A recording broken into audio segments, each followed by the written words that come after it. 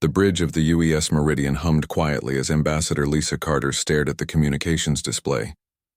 3 years of diplomatic talks, 3 years of trying to reason with the Zephyrian Confederacy, and still they kept attacking human colonies. She rubbed her tired eyes and looked at the latest casualty reports from New Portland. 50,000 dead, Captain Jake Morrison said from behind her. His voice was flat, but Lisa could hear the anger underneath. Families, children, farmers who never hurt anyone. Lisa nodded slowly. The Zephyrians had hit the agricultural colony without warning. Their warships had appeared in orbit and started firing on the settlements below. No demands, no negotiations, just death from the sky. The colonists had sent desperate messages for help, but by the time human ships arrived, there was nothing left but burning ruins. "The Council is laughing at us again," said Dr. Alex Bennett, the ship's alien psychology expert. He was reading the latest transmissions from the Zephyrian homeworld. "They think we're weak because we haven't fought back." Captain Morrison walked to the view screen that showed empty space where New Portland used to be. "Maybe we should have fought back after the first attack. Or the second. Or the 10th. Lisa had heard this argument before. Every human military officer wanted to hit back at the Zephyrians. But Earth's government had ordered them to keep trying diplomacy. The human race was new to galactic politics, and they wanted to prove they were peaceful. They wanted other alien species to see humans as reasonable people who could be trusted. "Admiral Sullivan is asking for new orders," Morrison said, checking his communications panel. "Earth Defense Command wants to know if we're still trying to talk to them." Lisa looked at the casualty numbers again. 50,000 on New Portland, 20,000 on the mining station at Beta Centauri, 15,000 on the research outpost at Wolf 359. The numbers kept growing and the Zephyrians kept attacking. They had hit 17 different human colonies in the past 6 months. Dr. Bennett put down his tablet and looked at Lisa. "Ambassador, I need to tell you something about Zephyrian psychology. They don't see our peaceful approach as good. They see it as weakness. In their culture, if you don't fight back when attacked, it means you can't fight back." "But we can fight back," Morrison said quietly. "I know that. You know that, but they don't know that," Bennett replied. "To them, we look like prey animals that run away when predators attack." Lisa had studied the reports from human intelligence. Every human ship that approached Zephyrian space was scanned and analyzed. The aliens saw exploration vessels with minimal weapons, diplomatic ships with no armor, and cargo freighters that looked helpless. They had no idea what humans were really capable of because humans had never shown them. "The thing is," Bennett continued, "once they decide you're weak, they won't stop attacking until they completely control you. They'll keep hitting our colonies until we surrender everything." Morrison's hands clenched into fists. "We've tried being nice for 3 years. We've offered them trade deals, technology sharing, even territory if they wanted it. And they keep killing our people." Lisa knew he was right. She had spent months in negotiations with Zephyrian diplomats. They would agree to temporary ceasefires, then break them within weeks. They would promise to respect human space, then attack the next convoy that passed through their territory. They treated human lives like they meant nothing. "Admiral Sullivan is requesting permission to deploy the reserve fleets," Morrison said, reading another message. "She says Earth Defense Command is getting tired of watching our colonies burn." Lisa thought about all the families on New Portland, parents and children who had just wanted to grow food and live peaceful lives. They had trusted that human diplomacy would protect them. They had died while Lisa was still trying to reason with their killers. "Ambassador," Dr. Bennett said softly, "there's something else you should know about Zephyrian culture. They respect strength above everything else. If we keep acting weak, they'll never see us as equals. But if we show them real strength, they might actually listen to us." Lisa walked to the communications console and started typing a message. Her fingers moved slowly at first, then faster as she made her decision. 3 years of trying to be reasonable. 3 years of watching human colonies die while she begged aliens to show mercy. "What are you writing?" Morrison asked. "The last diplomatic message the Zephyrian Confederacy is going to receive," Lisa replied. She typed carefully, choosing each word with precision. The message was short and simple. No flowery diplomatic language. No complex legal terms, just a clear statement that even the Zephyrians couldn't misunderstand. "To the Zephyrian High Command," she wrote. "Human colonies have been attacked 17 times in the past 6 months. 50,000 civilians died on New Portland yesterday.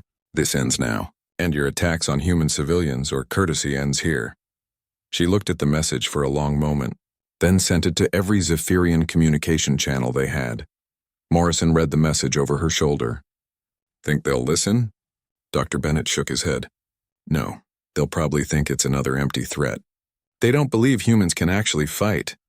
Within an hour, the response came back from the Zephyrian homeworld. Lisa played the message on the main screen. Fleet Commander Veltar appeared. His reptilian face showing what humans had learned was the Zephyrian expression for amusement. Weak humans continue to make threats they cannot keep, Veltar said in accented English. Your people run from battle like frightened animals. Your colonies burn because you are too weak to protect them. Soon all human worlds will belong to the Confederacy. The message ended with the sound of Zephyrian laughter. Morrison's face went dark with anger. Admiral Sullivan needs to see this. Lisa nodded and authorized the transmission to Earth Defense Command. Within minutes, her personal communicator buzzed with a priority message from Admiral Kate Sullivan herself. Ambassador Carter. The Admiral's voice was calm but cold. You gave them their warning. Earth Defense Command is authorizing Protocol 7. All human ships are to reveal their true capabilities and defend human space by any means necessary. Lisa felt a chill run down her spine. Protocol 7 was something she had heard whispered about but never seen implemented. It was the authorization to stop pretending humans were helpless. What happens now? She asked. Morrison was already getting new orders on his command console. His eyes widened as he read them. Now the Zephyrians find out what humans are really like when courtesy ends. Dr. Bennett looked at both of them with a sad smile. Now they learn that human peace was a choice, not a weakness. And they just made us choose something else. Fleet Commander Veltar stood in his command chamber aboard the Zephyrian dreadnought Death's Edge, reading the human message again. The other officers around him were still laughing about the weak human threat. These soft creatures had been running from Zephyrian forces for 3 years. And now they thought they could scare the Confederacy with words. Commander, said his second officer, the humans mention courtesy ending. What do you think they mean? Veltar made the Zephyrian sound that meant contempt. They mean nothing. Humans have no weapons that can threaten us. Their ships run away when we approach. Their colonies have no defenses. They are prey trying to sound like predators. He turned to his tactical officer. How many human worlds are in the Kepler system? 1 major mining colony, Commander. About 200,000 humans living there. They mine rare metals and send them to other human worlds. Perfect, Veltar said. We will attack Kepler Station with our full fleet. When we destroy 200,000 humans in one battle, their government will surrender everything to us. Then the galaxy will see what happens to species that try to threaten the Confederacy. Veltar ordered his fleet of 50 warships to jump to the Kepler system. He planned to broadcast the attack across the galaxy, so every alien species would see human weakness. After this, no one would ever challenge Zephyrian power again.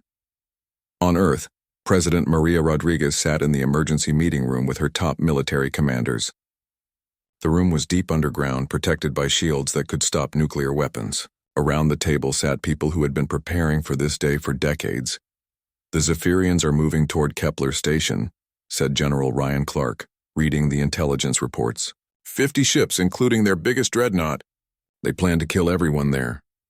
Admiral Kate Sullivan pulled up classified files on her tablet. Then it's time to show them what Project Looking Glass really was. For 50 years, humans had been exploring space and meeting alien species. Every ship they sent out looked like a peaceful exploration vessel or a simple cargo hauler. The aliens saw basic hull plating, minimal weapons, and engines that seemed barely powerful enough for interstellar travel. What the aliens couldn't see were the hidden compartments filled with advanced weapons, the armor plating that could slide out to cover the entire ship, and the military-grade engines disguised as civilian equipment. Every human ship in space was actually a warship pretending to be something harmless. Colonel Lisa Hayes, head of Terran Special Operations, opened a secure channel to all human ships in the galaxy. All vessels, this is Earth Command. Authorization code Alpha 77. Protocol 7 is now active. Repeat, Protocol 7 is active. Drop all civilian covers and engage full military configuration.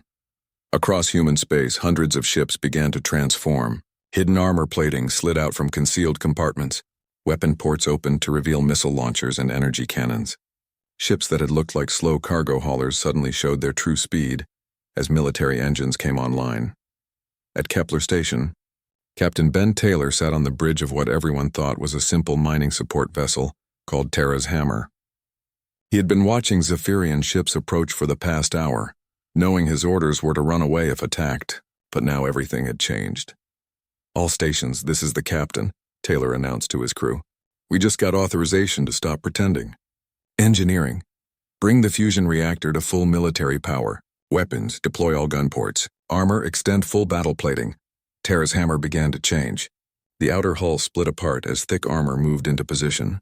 Hidden weapon systems emerged from what had looked like mining equipment. The ship's true size became clear as sections that had been disguised as cargo holds revealed themselves to be weapons platforms. On the surface of Kepler Station, Dr. Amy Foster was working in what everyone thought was a geological research lab. In reality, she was the head of Project Chimera, humanity's secret weapons development program. When the Protocol 7 alert came through, she authorized the activation of weapon systems that had been hidden under the mining colony for years. "All defensive platforms online," she reported to Captain Taylor. "The Zephyrians are about to find out that we weren't just mining metals down here." Veltar's fleet dropped out of hyperspace, expecting to find a helpless human colony, protected by a few lightly armed ships. Instead, his sensor showed him something impossible. The human mining vessel was now broadcasting the energy signature of a heavy battlecruiser. The asteroid mining stations were revealing themselves as military defense platforms. The colony itself was powering up shields and weapons that shouldn't exist. "This must be an error," Veltar said, staring at his tactical display. "Humans don't have military technology." His weapons officer looked confused. "Commander, I'm reading 47 human warships in this system. But our intelligence said there were only 3 mining support vessels here." "Intelligence was wrong," said Veltar's second officer, "or the humans have been lying to everyone for 50 years. Captain Taylor opened a communication channel to the Zephyrian fleet. His voice was calm and professional. "Zephyrian vessels, this is Captain Ben Taylor of the Terran Defense Force. You are in violation of human space and are threatening human civilians. You have one chance to withdraw peacefully." Veltar laughed and opened his own channel. "Human fool, you cannot threaten the Confederacy with your weak ships. We will destroy you and then kill every human in this system." Taylor's response was quiet and cold. "Then courtesy ends here. All ships engage the enemy." What happened next would be talked about across the galaxy for generations. The human ships moved with precision that no one had ever seen before. Their weapons fired in coordinated patterns that tore through Zephyrian shields like paper. The mining platforms revealed themselves as massive gun emplacements that could destroy dreadnoughts with single shots. Veltar watched in horror as his fleet died around him. Human ships that had run away from Zephyrian forces for 3 years were now hunting his vessels like wolves. His dreadnought's shields collapsed under concentrated fire from ships that weren't supposed to have any real weapons. "How is this possible?" he screamed at his tactical officer. "Where did these weapons come from?" Dr. Foster's voice came over the communication channel from the planet's surface. "Commander Veltar, this is Dr. Amy Foster, Terran Special Operations. The weapons came from 50 years of human engineering. The technology came from studying every alien species we've met. The anger came from you killing our civilians. Today you learn what humans are really like when we stop being polite." The battle lasted 17 minutes. When it was over, not a single Zephyrian ship remained intact. Some had been destroyed by human weapons. Others had been captured by boarding parties that moved faster and fought harder than anything the Zephyrians had ever faced. Veltar himself was taken prisoner when human marines cut through his ship's hull and captured the bridge. The last thing he saw was Captain Taylor's face on his communication screen. "Commander Veltar," Taylor said, "you wanted to see human weakness. Instead, you found human strength. Your government will receive one more message from us. After that, we stop talking and start acting." The galaxy's intelligence networks exploded with reports of the battle. In 17 minutes, a human force had completely destroyed a Zephyrian fleet that should have been able to conquer entire star systems. Alien governments across the galaxy began asking the same question. If humans could do this, what else had they been hiding? The news of the Kepler Station battle spread across the galaxy, faster than anyone thought possible. On the Galactic Council station orbiting the neutral world of Harmony Prime, Chairman Kor Lin of the ancient ethereal race called an emergency session. Representatives from dozens of alien species gathered to discuss what they had just witnessed. "The reports cannot be accurate," said Ambassador Thexelon from the Rigelian Empire. "Humans have been in galactic space for 50 years. We have scanned their ships, analyzed their technology, observed their behavior. They are peaceful traders, not warriors." Chairman Corlin, whose species had been watching galactic politics for over 1,000 years, studied the battle recordings that human ships had transmitted openly to all alien governments. "The evidence is clear, Ambassador. 50 Zephyrian warships were destroyed in 17 minutes by forces that appeared to be simple mining vessels." Dr. Sarah Thompson, humanities liaison to the Galactic Council, sat quietly in the observers section. She had been representing human interests for 3 years, always presenting her species as peaceful explorers who wanted nothing more than trade and friendship. Now she watched alien diplomats realize that everything they thought they knew about humans was wrong. "Dr. Thompson," Chairman Corlin said, "perhaps you could explain how your people managed to hide such advanced military capabilities for 5 decades. Sarah stood up slowly. "We didn't hide them, Chairman. We simply never used them.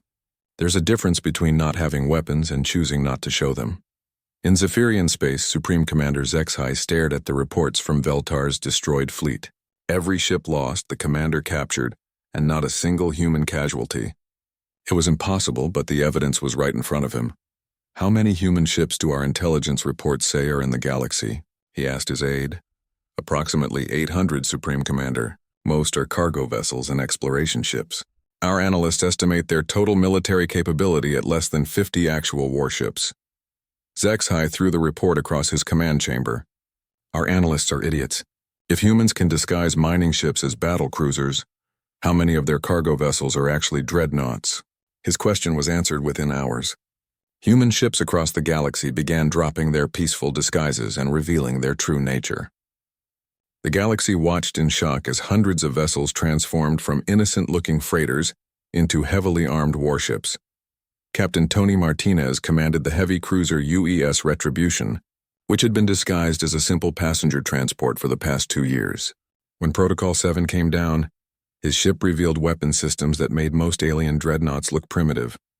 "All ships, this is Admiral Grace Campbell aboard Earth's Fury," came the transmission to the human fleet. "We have new orders from Earth Defense Command. The Zephyrian Confederacy has declared war on humanity by attacking our civilians. We are authorized to end this war permanently."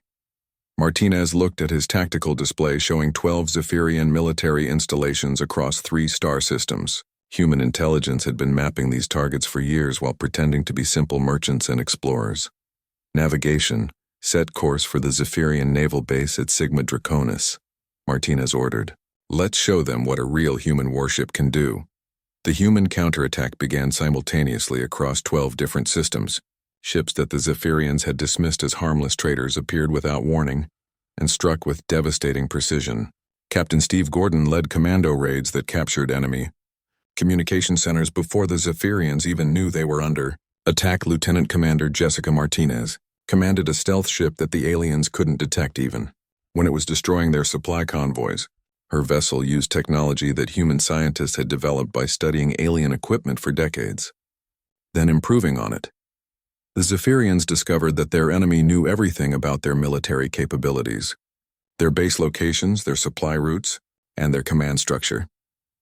50 years of human peaceful contact had actually been the most effective intelligence-gathering operation in galactic history. On the Galactic Council station, alien representatives watched the human offensive with growing alarm. The humans weren't just winning battles, they were completely dismantling Zephyrian military power with surgical precision. "They fight like they've been planning this for decades," observed the Andromedan delegate. Dr. Thompson smiled grimly. "We have been planning this for decades. Every human ship that visited your worlds was gathering intelligence. Every trade negotiation was an opportunity to study your military capabilities. Every diplomatic mission was mapping your territories and defenses." The alien diplomats looked at her with new understanding and fear. If humans had been preparing for war while appearing completely peaceful, what else were they capable of? Admiral Campbell's flagship Earth's Fury appeared in orbit around the Zephyrian military world of Proxima Serpentis. The planet was defended by orbital weapons platforms that could destroy most alien fleets. But the human ship's shields absorbed the defensive fire without taking damage, while its weapons eliminated the platforms one by one. "This is Admiral Grace Campbell of the Terran Defense Force," she broadcast to the planet's surface. "Your military installations will be destroyed in exactly 1 hour. All civilian personnel should evacuate to safe zones immediately." This is not a negotiation. True to her word, Campbell's fleet reduced the planet's military bases to rubble while leaving civilian areas completely untouched. The precision of the attack shocked even human allies. It showed a level of technological control that no galactic species had ever achieved. Supreme Commander, Zexhai received reports of defeat from every front. 3 core worlds of the Confederacy had fallen in less than a week. Human forces were advancing toward the Zephyrian homeworld and nothing seemed able to stop them. "How many ships do they actually have?" he demanded. His intelligence chief looked terrified. "We don't know, Supreme Commander. Every analysis we've done for 50 years was wrong. They could have 1,000 warships or 10,000. We have no idea what their real capabilities are." Dr. Thompson addressed the Galactic Council as reports of human victories continued to arrive. "Honored representatives, my government wishes to make something clear. Humanity did not start this war. We tried peaceful solutions for 3 years while watching our civilians die. But now that we are fighting, we will finish this completely." Chairman Corlin asked the question that every alien leader was thinking. "Dr. Thompson, if your people have been capable of this level of military action for 50 years, why did you choose to appear weak?" "Because we prefer peace," Sarah replied simply. "Strong people can choose to be gentle. Weak people have no choice at all. The Zephyrians mistook our gentleness for weakness. Now they're learning the difference." The galaxy watched as human forces approached the Zephyrian homeworld. Alien governments that had dismissed humanity as minor players in galactic politics suddenly realized they were watching the emergence of a new superpower, and the humans had achieved it all by doing exactly what they always said they wanted to do: explore the galaxy peacefully while learning about their neighbors. The fact that they had also been preparing for war the entire time was something the galaxy was still trying to understand. Professor Ellen Turner sat in the archive chambers deep beneath the Galactic Council station, reading documents that were older than human civilization. As humanity's chief historian, she had been granted access to records that most species never saw. What she found there changed everything she thought she knew about galactic history. "Dr. Thompson," she called over the communication link, "you need to see this. The humans aren't the first species to surprise the galaxy this way." Sarah Thompson arrived within an hour, accompanied by Chairman Corlin and several other alien representatives. The archive chamber was filled with crystalline storage devices that contained the complete history of galactic civilization. "What did you find, Ellen?" Sarah asked. Professor Turner activated a holographic display that showed ancient star charts. 53 years ago, when humanity first made contact with galactic civilization, our diplomats made a very specific request. They wanted copies of all galactic warfare conventions, defense protocols, and military histories. Chairman Corlin nodded slowly. "I remember that request. At the time, we thought it was natural curiosity from a young species wanting to understand galactic law. But it wasn't curiosity," Turner continued. "Look at this." She brought up another display showing human diplomatic activities over the past 5 decades. Every human trade mission visited worlds with strategic importance. Every cultural exchange program included military personnel. Every scientific expedition mapped defensive capabilities. The ethereal Elder Mordeep, who was even older than Chairman Corlin, materialized in the chamber using his species' energy projection technology. "Young species always surprise us," he said in his ancient voice. "But humans have been more thorough than most." Sarah felt a chill as she realized what the aliens were discovering. "You're saying that from the very beginning, humanity was gathering intelligence for a war we hoped would never happen." "More than that," Mordeep replied. "Your species requested specific information about weapon limitations, shield technologies, and faster-than-light communication systems. You weren't just gathering intelligence, you were learning how to build better weapons than anyone else had." In the Proxima Centauri system, Captain Chris Johnson stood on the command bridge of the massive space station Nemesis platform. The station was the size of a small moon and had been disguised as an asteroid mining operation for the past 20 years.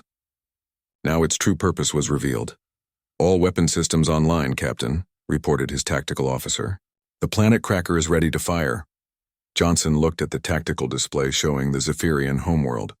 The planet held billions of aliens, most of them civilians who had never attacked anyone. But their government had chosen to start a war by killing human families, and now they were about to see what humans did to species that threatened their children. "Open a channel to the Zephyrian High Command," Johnson ordered. The main screen showed Zephyrian High Counselor Yexethul in his government chambers on the planet's surface. Behind him, other Zephyrian leaders looked terrified as they watched human ships fill their orbital space. "Humans," Yexethul said, trying to sound brave, "you cannot destroy an entire planet. Galactic law forbids the complete annihilation of civilian populations." Captain Johnson's response was calm and professional. "Counselor, you are correct that galactic law protects civilians. However, your government attacked our civilians first, which means you forfeited those protections.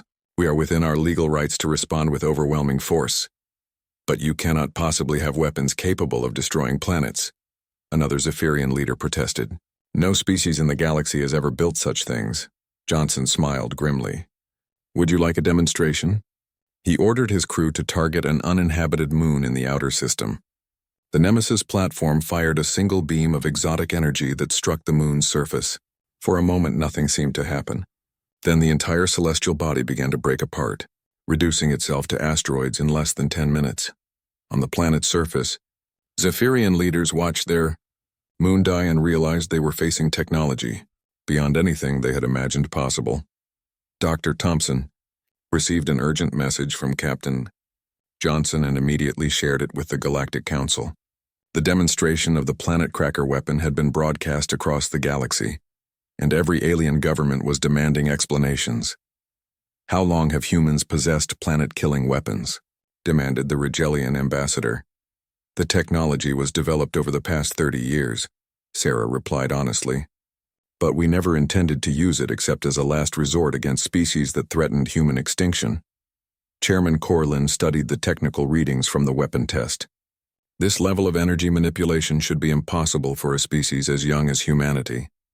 "How did you achieve it?" Professor Turner brought up her research files. "By studying every alien technology we could find and improving on it. Humans didn't invent faster than light travel or energy shields or exotic matter manipulation.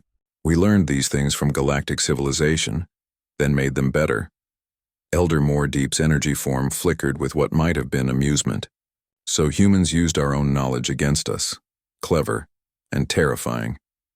Supreme Commander Zexhai sent desperate messages to every alien government in the galaxy, begging for intervention. But the response was always the same.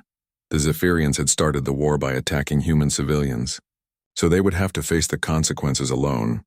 Commander Rachel Scott led the final human fleet toward the Zephyrian homeworld. Her ships included every type of vessel that humans had built over the past 50 years, from the smallest stealth fighters to massive dreadnoughts that dwarfed anything in the galactic fleet.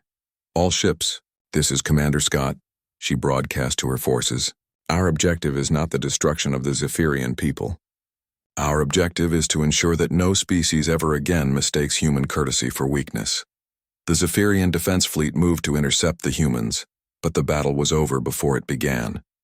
Human ships moved with coordination that seemed impossible, striking with weapons that cut through alien defenses like they weren't there. On the planet's surface, High Counselor Yexthul watched his fleet die in orbit and realized that his species' only choice was complete surrender. "Open a channel to the human commander," he ordered. With defeat in his voice, Commander Scott appeared on his screen, her expression cold but not cruel. "Counselor, your fleet is destroyed and your planet is defenseless. Do you wish to surrender, or shall we continue this demonstration?" Yexthul looked at his advisors, seeing the same defeat in their faces. "We surrender unconditionally, please. Spare our people." "Your people will be spared," Scott replied, "but your government will face consequences for starting this war. You will surrender all military assets, accept human oversight of your military forces, and pay reparations for the human lives you took." The Zephyrian leader had no choice but to agree. Across the galaxy, Alien governments watched the complete collapse of Zephyrian military power and realized that humanity had just become the dominant force in galactic politics. A species that had seemed harmless for 50 years had revealed itself as the most powerful military force the galaxy had ever seen, and they had done it all while maintaining that they preferred peace. The galaxy was still trying to understand how humans could be both gentle and terrifying at the same time. The Zephyrian homeworld fell silent as Supreme Commander HFY signed the surrender documents aboard Commander Rachel Scott's flagship. The ceremony was broadcast across the galaxy, showing every alien species that the war was finally over. The Zephyrian military that had terrorized human colonies for 3 years no longer existed.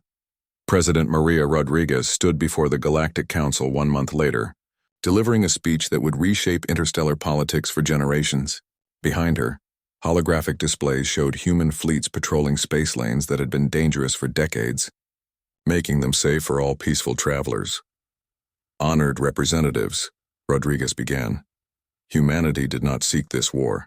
We tried diplomacy for 3 years while our civilians died. But now that we have revealed our true capabilities, we want to make our intentions clear to the galaxy. Chairman Corlin and the other alien leaders listened carefully. Every government in galactic space was trying to understand what humanity wanted now that they had proven themselves as the strongest military force anyone had ever seen. We do not want to conquer other species, the president continued. We do not want to rule the galaxy. We want what we have always wanted: peace, trade, and the freedom to explore the universe without fear. But we will never again allow anyone to mistake our peaceful nature for weakness. Ambassador Lisa Carter, who had sent the final diplomatic message to the Zephyrians, now sat at the human delegation table with new authority. Every alien diplomat who had dismissed her concerns about Zephyrian attacks was now treating her with the respect that came from knowing her words were backed by planet-killing weapons.